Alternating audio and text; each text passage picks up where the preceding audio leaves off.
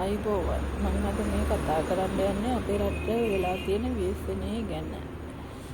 එක පැත්තකින් අපි බැලුවොත් එහෙම ස්වභාව ධර්මයේ කියන දේ අපිට හිතාගන්න බෑ. යම් කාලවල යම් ක්‍රියා අනුව ස්වභාව ධර්මයේ වෙනස් වෙනවා. මිනිසුන් වගේම ස්වභාව ධර්මයක් වෙනස් වෙනවා. මිනිස්සු ස්වභාව ධර්මයට ආදරය කරනවා අවම වෙන්න ස්වභාව ධර්මයේ කුරිලු වෙනවා, දරුණු වෙනවා. අපිට වර්තමානය වන විට දැක ගන්න පුළුවන් වෙන්නේ එවැනි තත්ත්වයක්.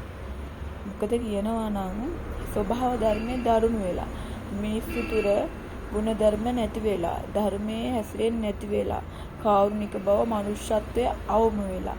නමුත් සමහර මිනිසුන් තුල තවමත් එය පවතිනවා. සමහර මිනිසුන් තුල ගුණධර්ම තියෙනවා. බලන්න විපතක් වෙද්දී අපේ රටේ මිනිස්සු කොච්චර එකා වගේ එකතු වෙලා හැමෝටම උදව් කරනවද කියලා. ඒ වගේ පිරිසකුත් ඉන්නවා. ඒ වගේම කිසිම උදව්වක් නැතුව මිනිස්සුන්ව විවේචනය කර වැරදිම හොය ඉන්න කොට්ටාසයකුත් ඉන්නවා. ඉතින් මේ වගේ හොඳ නරක අය මේ ලෝකේ ජීවත් වෙනවා. ඒ වගේම තමයි සුභාදාම හොඳ වෙන අවස්ථාවක් තියෙනවා, නරක වෙන අවස්ථාවක් තියෙනවා. ඉතින් අපි තේරුම් ගන්න ඕන දෙයක් තමයි මේ ලෝකේ කිසිම දෙයක් ස්ථිර නෑ. අපි කවුරුත් මේ ලෝකේ ජීවත් වෙන්න ඇවිල්ලා නෑ ස්ථිරව. අපි මේ ගෙවන්නේ తాවකාලික ජීවිතයක්, తాවකාලික සුවයක්. ඉතින් අපි හැමෝම හිතන්න ඕන හැමෝම ගැනම. මොකද කියනවා නම් අපේ ජීවිතය හරිම කෙටි. දැන් බලන්න නායම් නැති වුණා, ගම් වතුර ඇති වුණා, ලොකු විපතක් මේ රටට සිද්ධ වුණා. අපි කවුරුත් හිතුවද මෙහෙම දෙයක් කවදාවත් වෙයි කියලා? නැහැ. අපි හිතන්නේ නැති දේවල් තමයි වෙන්නේ මේ ලෝකේ. ඒක හැටි. මේ සබහාදාම තමයි අපේ නිමැවුම්කරු. සබහාදාමට අපි ආදරය කරන්න සබහාදාම අපිව ආරක්ෂා කරනවා. නමුත් වර්තමානයේ වන විට සබහාදාම විනාශ කරනවා මිසක් මිනිස්සු සබහාදාම ආරක්ෂා කරන්නේ, ආදරය කරන්නේ. සීමිත පිරිසක් විතරයි සබහාදාමට ආදරය කරන්නේ, ආරක්ෂා කරන්නේ. අනිත් හැමෝම කරන්නේ සබහාදාමෙන් ප්‍රයෝජන අරගෙන විනාශ කරලා දාන එක.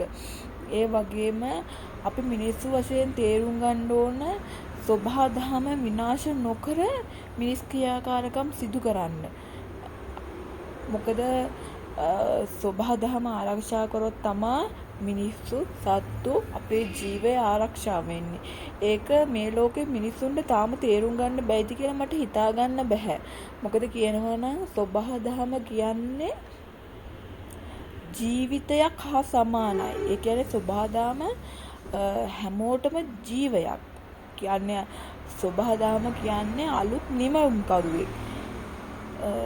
ඉතින් අපි ඒ තේරුම් අරගෙන ජීවත් වෙන්න ඕන. මොකද අපි සබහාදාමට කරදර කරන්න, හිංසා කරන්න, විපත් කරන්න ගියොත් එimhe ඊටත් වඩා දරුණු විපත් වලට අපිට මුහුණ පාන්න සිද්ධ වෙනවා. අපි ඒ හැමදේම තේරුම් ගන්න ඕන මේ වෙච්ච විනාශය. බලන්න ගම් වතුර තත්ත්වය නායෑමෙන් කොච්චර ජීවිත අහිමි වුණාද, කොච්චර දේපල විනාශ වුණාද. මිනිස්සු කොච්චර දුක් මාංශයෙන් හම්බ කරපු සැප සම්පත් සියල්ල ක්ෂණයකින් විනාශ වෙලා ගියාද. ඇයි එහෙම උනේ? පොඩ්ඩක් හිතන්න මිනිසුනේ, පොඩ්ඩක් හිතන්න. මෙහෙම දේවල් වෙන්නේ ඇයි කියලා. හැමෝම එකා වගේ එකාමෙන් දැන්වත් තේරුම් ගන්න, එකට හොඳින් ජීවත් වෙන්න.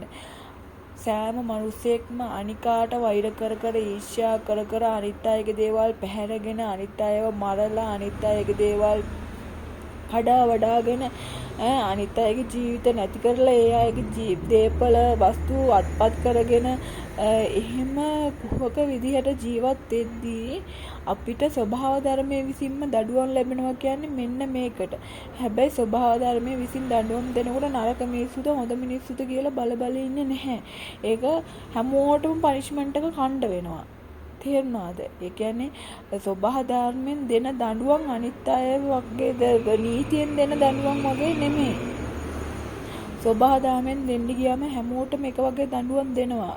හොඳ කරත් ඒ වගේ, හොඳ නොකරත් ඒ වගේ හැමෝටම එක වගේ දඬුවම් විඳින්න වෙනවා ස්වභාව ධර්මයෙන්. මොකද තව කෙනෙක් කරන වැරද්දක් අනික් කෙනා වැරදි නොකරත් නිහඬව බලා හිටියොත් ඒ වැරදි නොකරපු මිනිසයාට සබහාදාමෙන් දඬුවම් ලැබෙනවා. මොකද ඇයි වැරද්ද දැකලත් ඒක හදවුවේ නැත්තේ කියලා. ඒ වගේ දේවල් මේ ලෝකේ මේ විශ්වයේ සිද්ධ වෙනවා. අපි ඒවා තේරුම්ගෙන ජීවත් වෙන්න ඕන. ධර්මය කියලා දෙයක් තියෙනවා. දේව නීතිය කියලා දෙයක් තියෙනවා. සබහා ධර්මයේ නීතිය කියලා දෙයක් තියෙනවා. අපි ඒවට යටත් වෙන්න වෙනවා මේ ඉදිරි කාල තුල. අපි ඒවට යටත් උනේ නැත්තම් ඊට වඩා ව්‍යසන වලට මුහුණ දෙන්න සිද්ධ වේවි. මම හිතන්නේ ඒකයි. ඉතින් මං මහජනතාවගෙන් ඉල්ලන්නේ අපි සබහාදාමයට ආදරය කරන්න ඕන. සබහාදාම විනාශ කරන්න හොඳ නැහැ. බලන්න පාරවල් ගානේ කුණු දාලා යනවා. ටොපි පකට්ටක වතුර බෝතලේ බලන්න ගංගාවල කොච්චර මේ හිර වෙලා මේ වෙලා තියනවද කියලා. වතුර බෝතල් එහෙම තනිකර ජරාවල් නේද තියෙන්නේ මේ ලංකාවේ ගංගාවල පාවි. ඇයි එහෙම වෙන්නේ? මිනිස්සුන්ට බැයිද හරියට මේ කුණු ටිකවත් හරියට මේ දාන්න සුදුසු තැන් වලට? ඒවත් නොකර මිනිස්සු සබහාදාමට බැන මිනිස්සුන්ට තව කෙනෙක්ට බැන තමන්ගේ වැරදි හදාගන්න නැතුව අනුන්ට බැන සබහාදාමට බැන ඉඳලා හරියන්නේ නැහැ. තමන් හැදුනොත් අනිත් හැමදේම හැදෙනවා.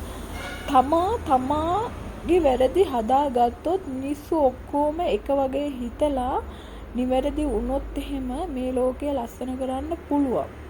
හැබැයි මිනිස්සු ඊර්ෂ්‍යා කර කුහකකම් කර දුෂ්ටකම් කර ජීවත් වුණොත් මේ ලෝකය යන්නේ ආගාදයට මිසක් දියුණුවට නම් නෙවෙයි.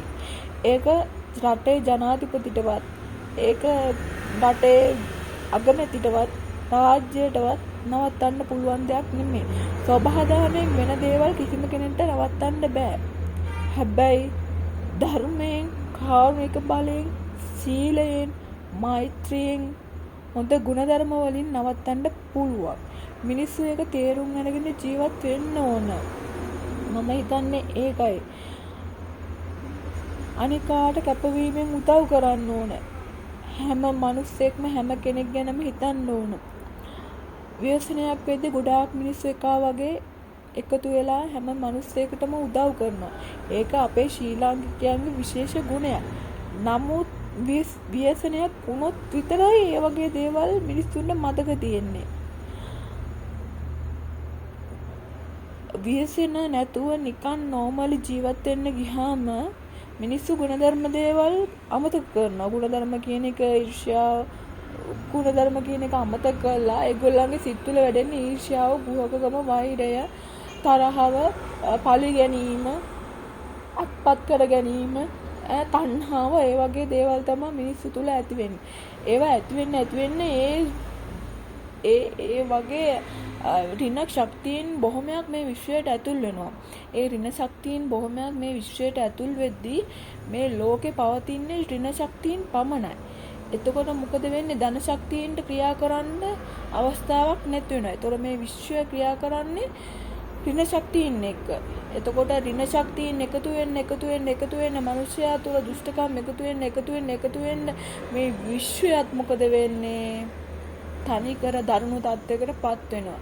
ඒ හින්දා අනේ මිනිසුනේ කාර්නික වන්න, ගුණගරුක වන්න, සීලවන්ත වන්න, අනික් කෙනාට මෛත්‍රී කරන්න පුරුදු වෙන්න, වැරදි කරන්න එපා, පුළුවන් තරම් පින් කරන්න, පුළුවන් තරම් ධර්මයේ හැසිරෙන්න.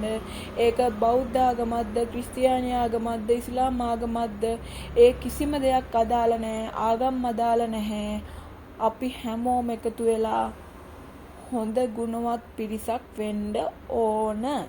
එතකොට තමා සබහාදහමෙමුත් අපිට උදව් කරන්නේ. සබහාදහමේ සුන්දර දේවල් ලැබෙන්නේ මිනිස්සු සුන්දර වුණොත් විතරයි.